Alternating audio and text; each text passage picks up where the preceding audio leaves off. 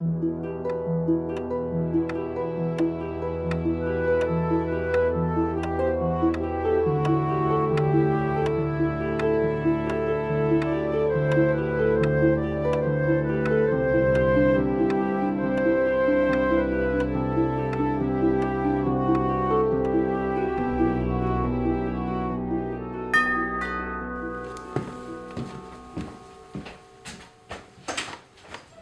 Inspector Ranse. Smith? Are they here? Yes, sir. Did you tell him anything? No, sir. Good. Inspector Ranse. Afternoon all. Thank you for coming.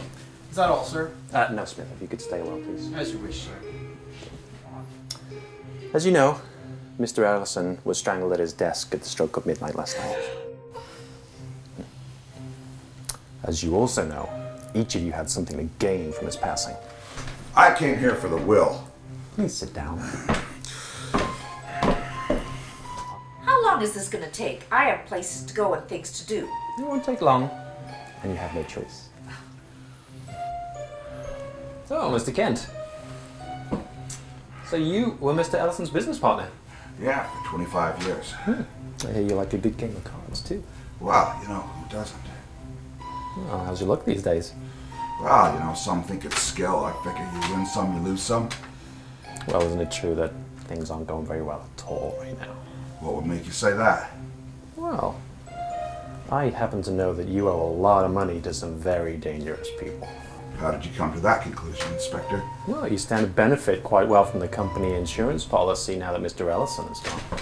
Listen here, Inspector. Arthur was my best friend, and I would never. Where exactly were you at midnight last night? I was at Kelsey's. Ask the barkeep. Okay.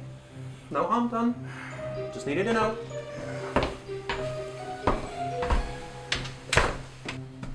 Susie, I see that you're Mr. Ellison's advisor.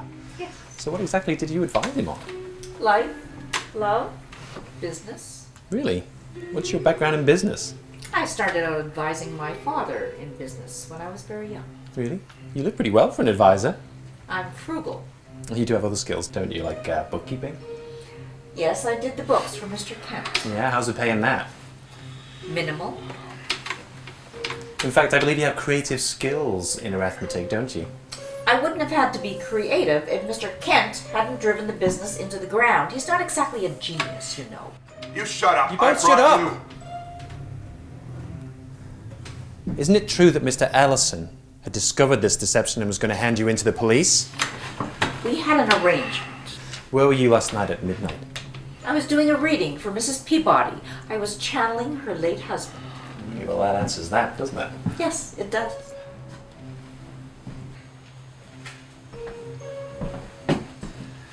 Mrs. Ellison.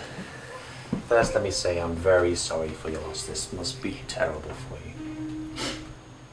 Of course, it must be a little bit easier knowing that you have someone to lean on. What do you mean?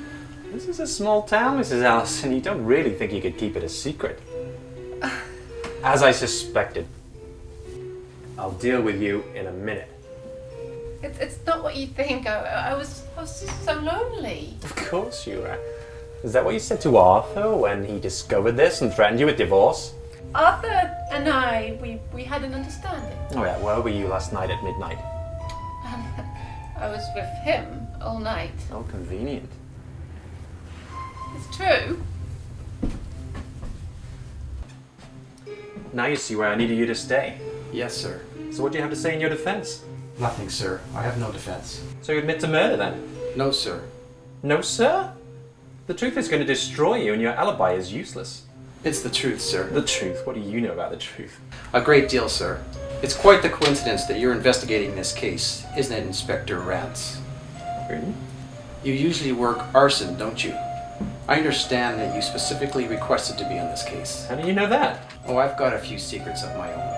I haven't always been a butler. This is actually a second job. I usually investigate corporate corruption. I couldn't help but notice the resemblance between you and the deceased.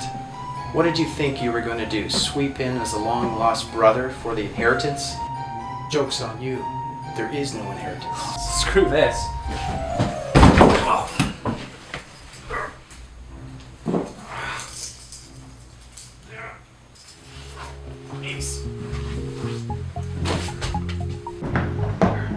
see you later.